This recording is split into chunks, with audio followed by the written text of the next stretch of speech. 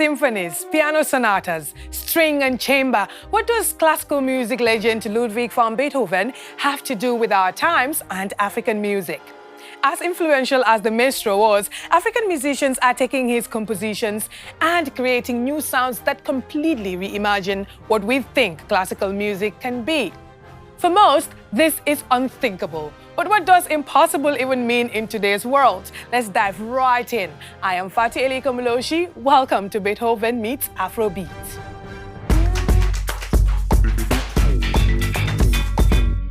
Coming up on the show, we meet composer and musical genius Cassie Kinoshi as she traces her roots in Nigeria for the first time.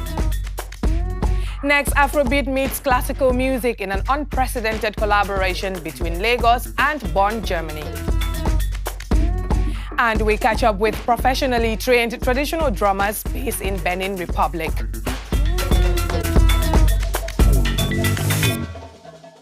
Let's begin by meeting Cassie Kinoshi. The saxophonist extraordinaire and composer has lived in different parts of the world.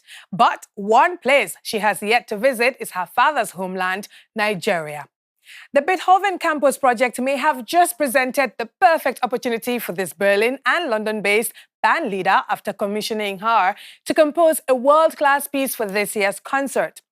Now she's tracing her roots for the first time to seek some deep and personal inspiration. This is Bantu, the groundbreaking Afrobeats band from Nigeria, known for its energetic live performances and blended diverse sounds, with songs around pressing social issues. Founded in 1996 by German-Nigerian musician Adebantu, the band has already collaborated with several music greats, including Yemi Alade and Burna Boy. And now, it's Cassie Kinoshi's turn. Flying in was kind of, I was like, oh wow, my dad was here for a few years of his formative years, and kind of like a reconnection with part of my heritage. And not quite home, but I think just getting a feel for it and almost emotional, because there's a very personal connection to it that I'm going to learn more about. The young saxophonist is part of this year's Beethoven Fest Bonn Campus project and has come to Lagos to rehearse with Bantu. One more time, in fact, let's just try those first two bars all violins. Joint rehearsals are rare because Cassie doesn't live in Lagos, but rather 7,000 kilometers further north in Berlin. Cassie moved to the German capital from London about a year ago. She works with music greats, but her path in the classical music world as a black composer has not been easy. The trajectory to becoming a composer can be quite difficult. As a person of colour who is very interested in writing European classical music, when I was growing up, there wasn't a lot of representation of composers in that field. She successfully completed her degree in composition in London, has won prizes and led the UK-based band Seed. Cassie has worked with jazz and classical music greats, writes film music and composes for prestigious opera houses. But for Cassie, visiting Nigeria isn't just about music. It's about connecting with her roots. I'm really deeply excited to be going to Nigeria, just because for me, in my music, writing about my roots is really important, and what it is to be surrounded by people that everyone looks like me. So whilst my dad would tell a lot of stories of his childhood in Nigeria, he's always wanted to ensure that we can return to that culture. The campus project has allowed the composer to experience Lagos, a city of about 25 million inhabitants. Cassie's family are true locals. Her grandfather was born here, but like so many, Cassie's father left Nigeria and Cassie was born in Britain. Many Nigerians live on other continents and feel like they are always crossing back and forth between different worlds. Cassie's father gave her a list of places from his childhood, including Lekki Island, her heritage. Another stop is the Museum of Yoruba Culture in the John Randall Center, first site of the concert. For the Yoruba, one of the three major ethnic groups in Nigeria, masks, spirituality and music play a major role. Cassie didn't have much of a connection to that heritage back in London. I am Yoruba. My Yoruba name is Adenike. And so to learn things more in depth about it that I didn't know is, for me, eye-opening, and just I feel a real connection and to knowing more of myself. Now, it's time to warm up and get into the concert vibe. It's the first public appearance for Cassie and the band. For Cassie, this evening isn't just a performance. It's a chance for her to re-establish her roots after so much time in Europe. I'm definitely going to come back. I'm trying not to allow it to be like commercially, like tearing in a sense, but more a reconnection with some of the things that I didn't grow up with, like the language. Someone said, oh, you have to teach Yoruba and things like this. So for me, this is just a way of reconnecting with things that I've missed growing up with. Bantu's performance of her piece is a success, as is Cassie's journey to her African roots.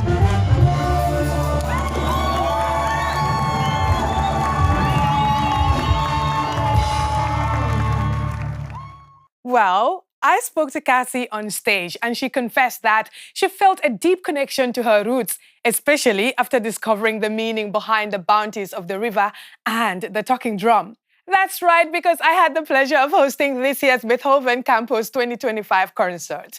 The crowd was massive, the euphoria was incredible, and I loved every moment. But why Beethoven? And what would a world without him look like for classical and cross-cultural music?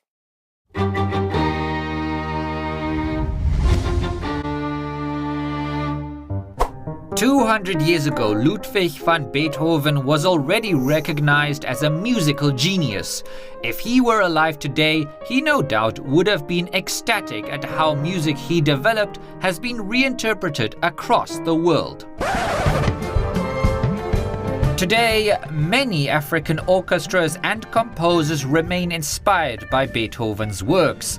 And at this year's Beethoven Fest, we saw even more innovation and interpretations. From hip and cool as proven by the band Bantu,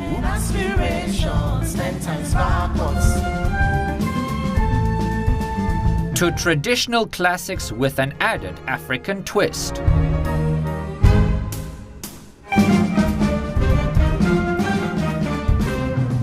And the great Fela Kuti was not left behind. His famous track Colonial Mentality, which tackles themes of social justice, was featured as a treat at the Beethoven Fest. So this mix doesn't just make African music richer, it actually pushes classical music in a new direction too. And African musicians are constantly coming up with fresh sounds that honor their roots while connecting to music all over the world. And that's pretty awesome.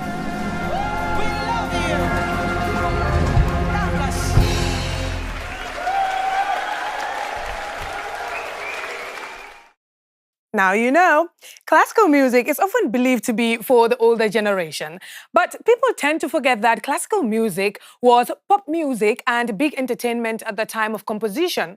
But who will keep tradition alive in this rapidly evolving industry?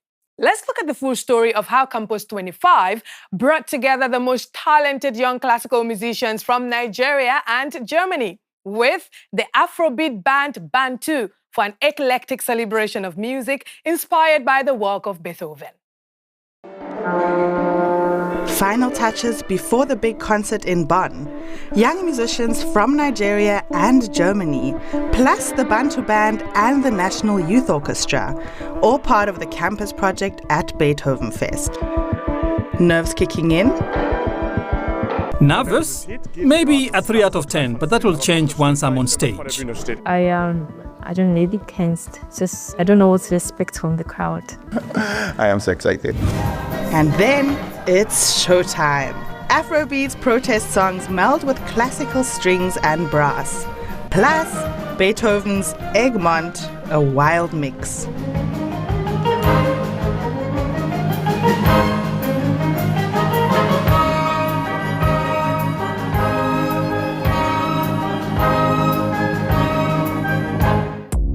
Flashback 5,000 kilometers south, 6 months earlier. This is Lagos. 17 million people, a city full of energy and life. Deal with it.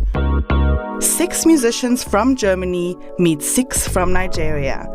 British composer Cassie Kinoshi and the Bantu band join in. Afrobeat meets classical. The challenge? Finding a shared sound, a shared vibe. We look forward to collaborating, getting to learn from one another, and putting our egos outside. So anybody that came into this room with their ego, we strongly advise you, go back outside and just dump it there.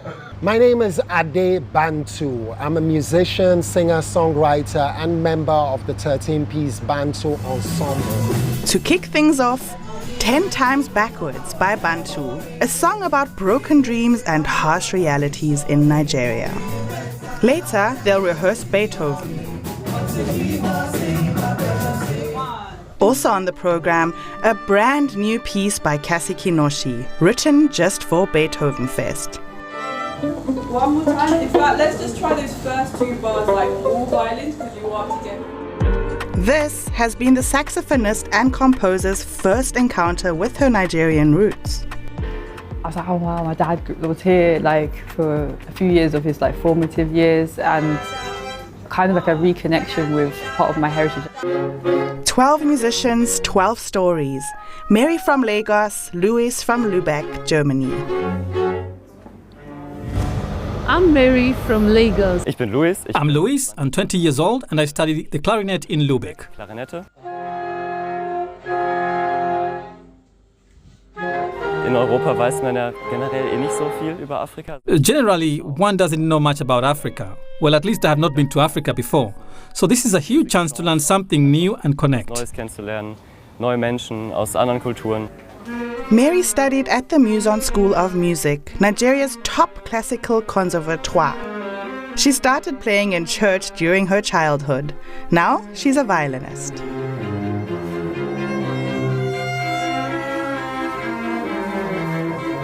We love music in our family, but it's not allowed to be studied as a career.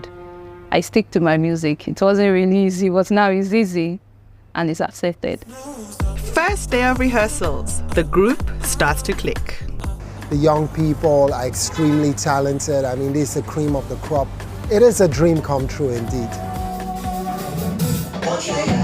Ade was born in Lagos and raised in Germany. Now he's back in Nigeria, living between 2 worlds.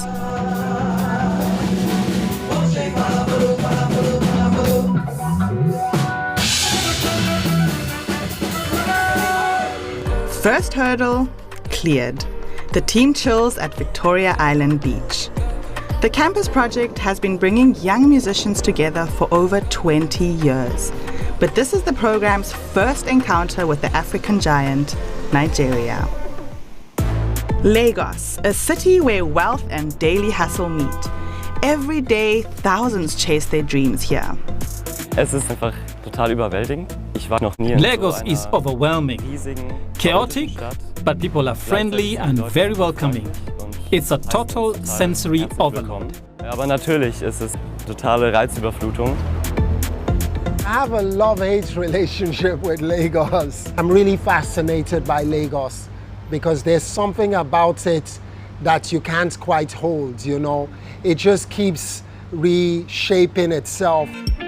Next up, New Africa Shrine, a legendary club founded by Afrobeat icon Fela Kuti. A place of music, protest, and history. The group starts to feel like a real team. After 1 week, time for a check-in. It was so enriching to get to know the Nigerians and the culture, the music, and to mix it with our experiences and with our music. Amazing, I got to play with German musicians. It was great. It was fun, it was exciting, it was very, very intense. It has been so amazing meeting German people, and now I think we are families now. It was a Nigerian dream. That's it. warm up before their first performance at the J. Randall Center, dedicated to the Yoruba people. A public rehearsal turns into a mini concert, and it's a hit. They found their sound. The crowd is loving it.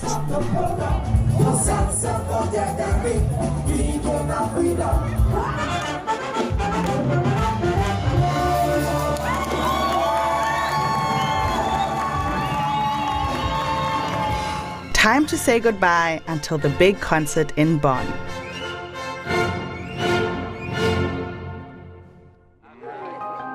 Back in Bonn, calm, quiet, and very different from Lagos. For many Nigerian musicians, it's their first time in Europe. This is their first trip outside Nigeria. You see the excitement, everyone's taking selfies, they're very curious at the breakfast buffet, they're trying new things out. It is definitely, I would say, a turning point for them. First sightseeing at Bonn University, Hofgarten.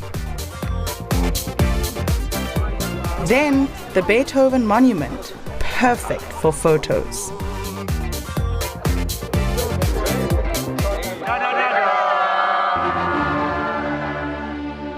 Next, Beethoven's birthplace, now a museum. The Nigerian musicians are blown away by Europe's love for classical music. In Nigeria, it takes a lot of tenacity because the support system isn't there. You don't have musical education in the school. They've really been extremely diligent. They've fought against the odds. You know, even being able to acquire an instrument, it's very tasking in an environment like Nigeria, and then finding the right educators. So it's not a straightforward process. It's easy to study classical music here because I feel everybody loves music here. Final rehearsal at Bonn University. Campus 2025 is pushing musical boundaries. Afrobeat, classical, folklore, and Cassie's new piece.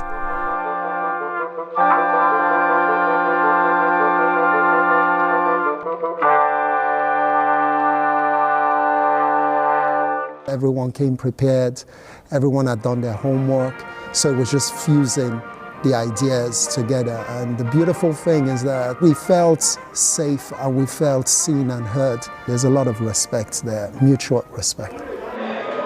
The big night is here, the moment they've been waiting for, the campus concert.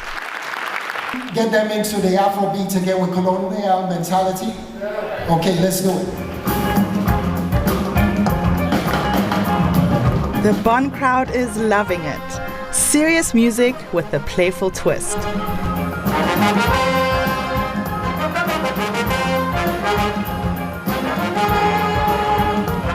Now, the finale. The campus project has come to an end. One last song, one last moment. Relaxed, connected. Unforgettable. I can't even stop, and I kid you not, that show was electrifying. We saw Germans dancing at a classical concert, and you know how Nigerians bring their energy. But did you notice the talking drum in the midst of this unique orchestra? Used for centuries across West Africa, from Senegal to Nigeria, this incredible instrument isn't just about rhythm. It's a communication tool, a storyteller, and the heartbeat of celebrations. So let's dive into more traditional sounds as the 77%'s Samson Adeleke discovers what it takes to build, preserve, and dance to talking drums. At Benin Republic's renowned Pepitats Drum School, this dance and percussion ensemble is illuminating world stages with their talents, magnificent vocals, and choreography.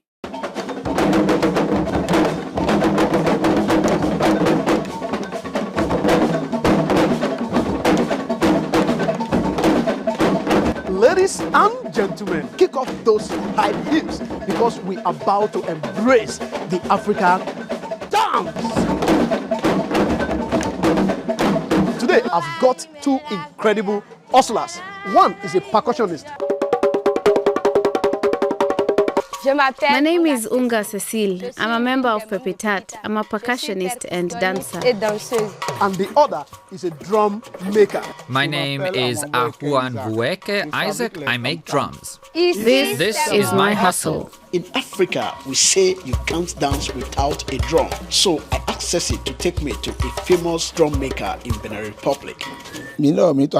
If you want to try this craft, the first tool we use for shaping is this one. We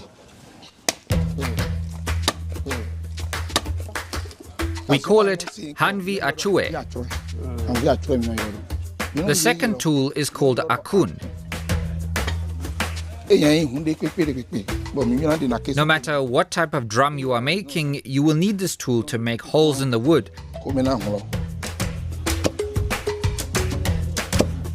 The tool is very important for shaping the drum. We call it Hanvi Nukpatan.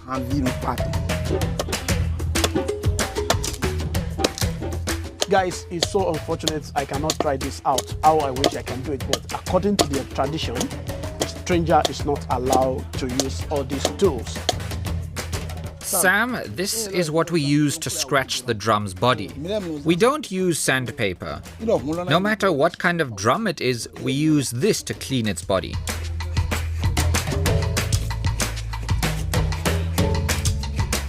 Wow, Can you see how smooth it is now?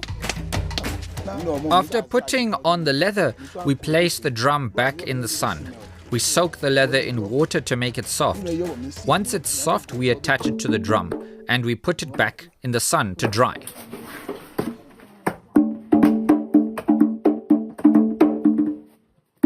To make a drum takes a lot of process, from carving the wood to getting the animal leather. And thereafter, they take it to the market. And people like Pepit App come to buy the drum. Wow, you've got so many drums here. Yes, yes. Now tell me, what name do you call this one? It is Bavule. Bavule? Yes. And this one? Bavule. Bavule? Same drums is Bavule. Nice one. And this one? No, this.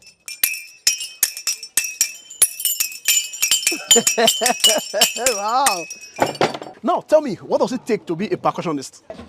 All you need is the desire, the enthusiasm, and the passion to become a percussionist, as this is where you learn the skills. There is no requirement to have prior experience. Even if you've never played before, we will guide you in learning how to play. Guys, it's not easy to be a drummer. This guy is trying. What kind of event do you guys normally attend? We have performed several shows in France. In France. We went to Dubai for Expo 2020. We went to Germany, specifically to Bayreuth, and we participated in the Mask Festival in Porto Novo and the Vodun Days Festival in Ouida last January. Is this your also profitable? Yes. It's profitable because, first of all, when we are invited for festivals as artists, and in order to avoid any issues, we are given money. And the money is not for our supervisors to take and use. No, no. Our travel, our tickets, we do not use our own money to pay for this. We use the money for these shows to pay for the visa, plane ticket, suitcases, food, and everything. I can see that you guys have a lot of young people among your team. How do you guys balance your education and your profession? Our schooling is also funded by the Pepitat Center. Each year we receive study aids to help us perform well in school, including supplies and other resources. So they help and support us. You dance so good. So I'm wondering, how do you manage to twist your body like this? It's normal because I've been learning to dance and sing for 6 years. I've always learned it here.